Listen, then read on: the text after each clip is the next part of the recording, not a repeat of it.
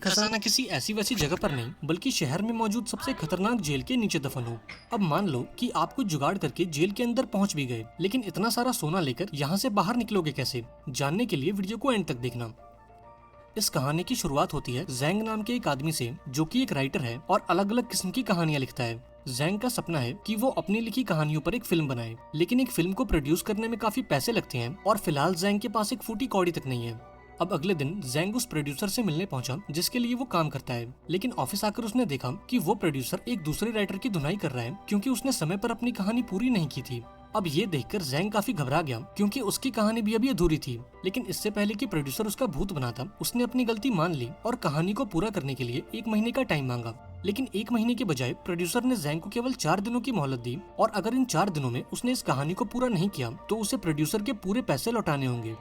अब भारी मन के साथ जैंग अपने घर पहुंचा और उस कहानी पर काम करना शुरू कर दिया, लेकिन काफी पन्ने फाड़ने के बावजूद भी वो कोई ढंग की चीज नहीं लिख पा रहा था। आखिरकार जैंग इस काम से तंग आ गया और दिमाग को ठंडा करने के लिए बियर पीने लगा। तभी उसे पास में पड़ा एक बॉक्स दिखाई दिया जो उसके ग्रैंडफादर मरने से पहले छोड़ गए थे। इस बॉक्स के अंदर से जैंग को उसके ग्रैंडफादर का एक लेटर मिला जो उन्होंने जैंग के लिए लिखा था। अब चूंकि जैंग ने काफी दारू पी ली थी, इसलिए इस लेटर को पढ़ते पढ़ते उसकी आंख लग गई। अब सपने में जैंग ने अपने ग्रैंडफादर को देखा जो उसे एक खुफिया खजाने का पता बता रहे थे।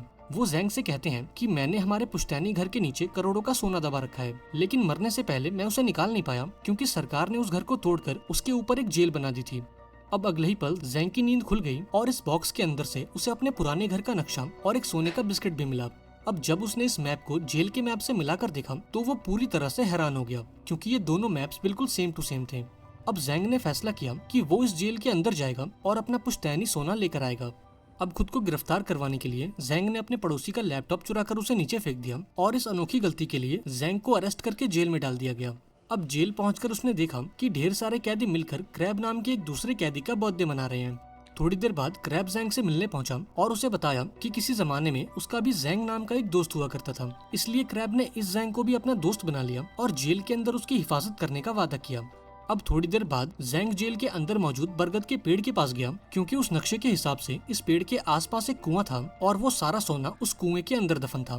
तभी अंकल ली नाम का एक दूसरा कैदी जैंग के पास आया और उसे बताया कि इस जेल के अंदर 2 गैंग्स हैं और यहाँ आने वाले हर एक कैदी को किसी एक गैंग में शामिल होना ही पड़ता है। अब पहली गैंग थी क्रैब की, जो हर हाल में अपने साथियों की रक्षा करते थे और जेल में शांति व्यवस्था बनाकर रखते थे। वहीं दूसरी गैंग थी टाइगर नाम के एक आदमी की, जिसे ब्रदर टाइगर के नाम से जाना जाता था। ये कैदी जैंग से कहता है कि एक बार को तुम जेल के वार्डन से भिड़ जाना, लेकिन टाइगर और उसके साथियों से दूर ही रहना। पर अभी वो अपनी बात पूरी करता उससे पहले टाइगर के लोग वहाँ पहुँच गए और सभी नए कैदियों को पकड़कर टाइगर के पास ले गए।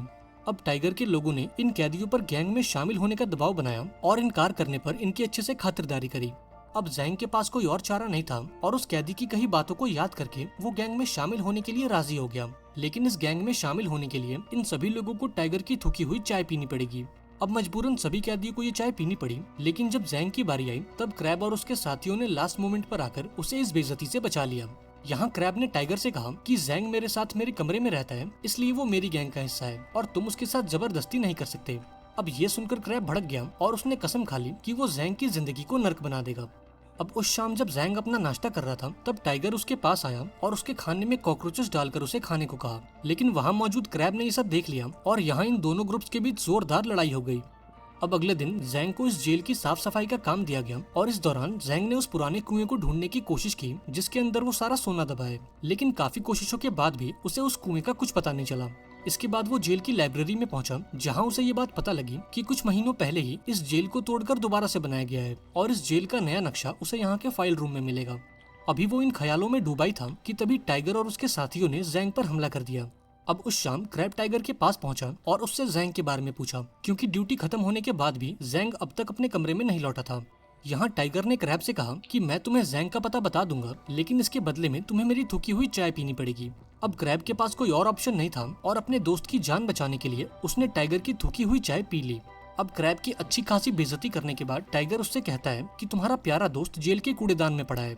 ये सुनते ही क्रैब और उसके साथी फौरन कूड़ेदान की तरफ भागे जहाँ जैंग जिंदगी और मौत के बीच जूझ रहा था, पर समय रहते ये लोग वहाँ पहुँच गए और जैंग की जान बच गई। अब अपने दोस्त की ये हालत देखकर क्रैब को काफी दुख हुआ और उसने टाइगर को सबक सिखाने का फैसला किया। इधर जैंग भी इस मारपीट के लिए तैयार हो गया क्योंकि उसका प्लान था कि वो इस भगदड़ का फायदा उठाकर फाइल रूम में जाएगा और जेल के नए नक्शे को हासिल कर लेगा। अब थोड़ी देर बाद ये दोनों ग्रुप्स एक दूसरे के आमने सामने आ गए और इनके बीच जोरदार मुठभेड़ हो गई। इस भगदड़ का फायदा उठाकर जैंग ने गार्ड से उस फाइल रूम की चाबी चुरा ली और फौरन उस कमरे की तरफ भागा। लेकिन इससे पहले कि वो अंदर जा पाता, टाइगर और उसके साथियों ने उसकी खूब पिटाई लगाई और इस मारपीट के दौरान जैंग ने उस चाबी को कहीं खो दिया। अब इस लड़ाई के चलते टाइगर और क्रैब समेत जैंग को भी गिरफ्तार कर लिया गया और इन्हें इस अंधेरी जेल में डाल दिया गया।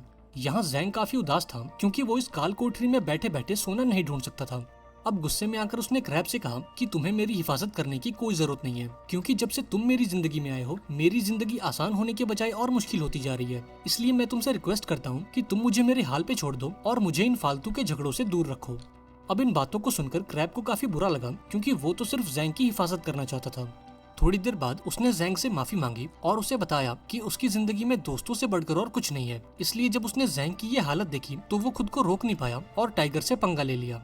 इसके बाद उसने जैंग को अपनी कहानी सुनाई और उसे बताया कि आज से कई साल पहले उसका जैंग नाम का एक और दोस्त था जिसने उसे गुंडों से बचाने के लिए खुद की जान कुर्बान कर दी और उस दिन क्रैब ने कसम खाई कि वो मरते दम तक अपने दोस्तों की रक्षा करेगा। अब ये सब सुनकर जैंग को एहसास हुआ कि गुस्से में आकर उसने क्रैब को कितना कुछ कह दिया।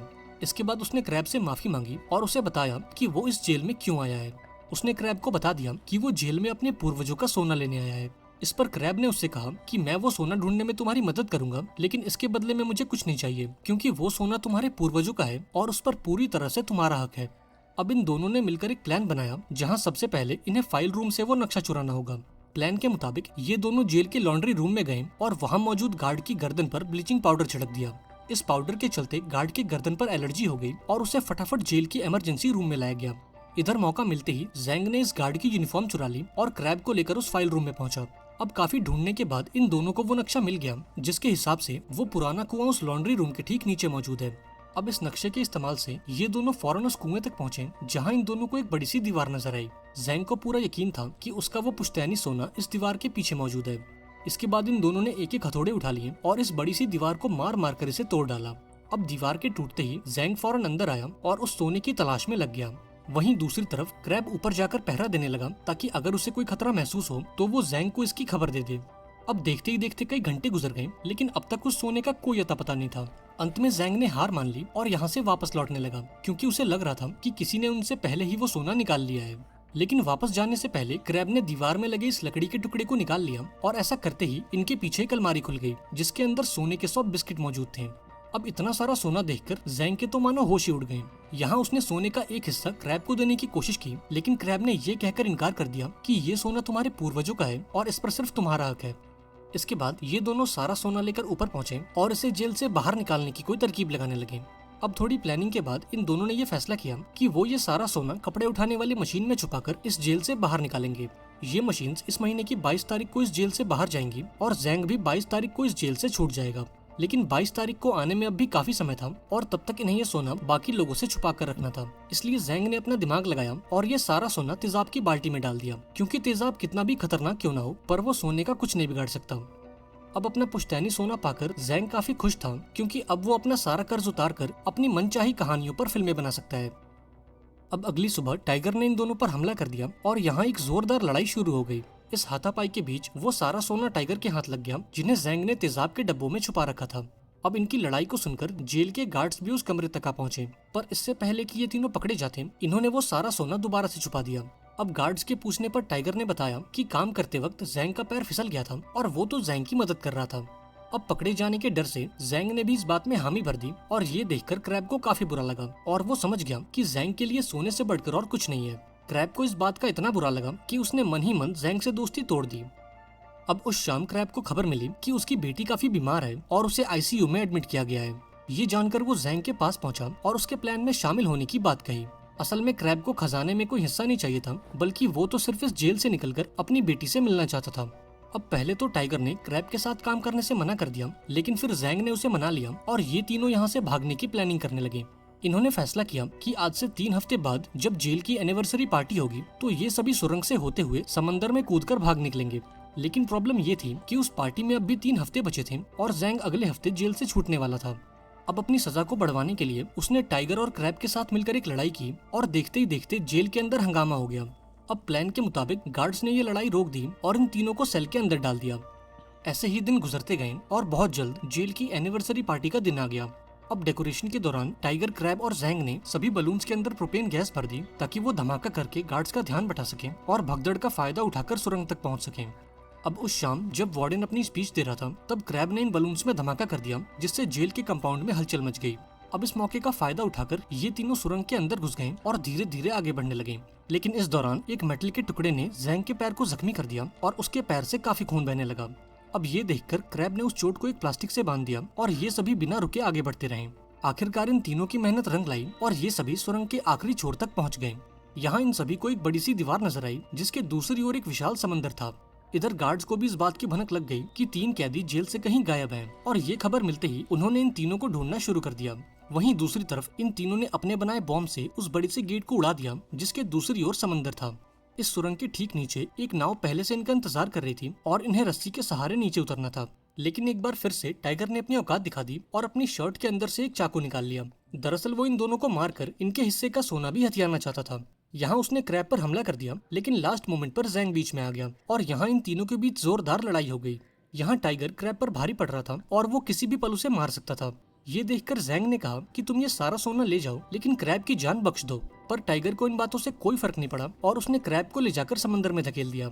लेकिन खुशकिस्मती से क्रैब ने एक रस्सी को पकड़ लिया जिसका दूसरा सिरा जैंग के हाथों में था।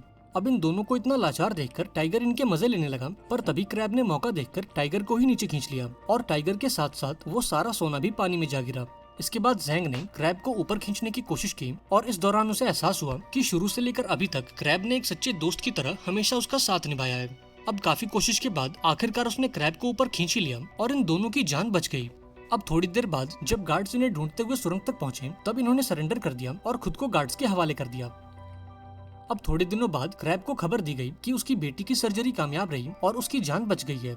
इसके साथ ही जैंग को यह बताया गया कि जो सोना समंदर में कहीं गुम गया था उसकी तलाश कर ली गई है और सरकार ने जैंग को उसका मालिक बताया है। आखिरकार जैंग की मेहनत रंग लाई और उसे उसका पुश्तैनी सोना मिल गया।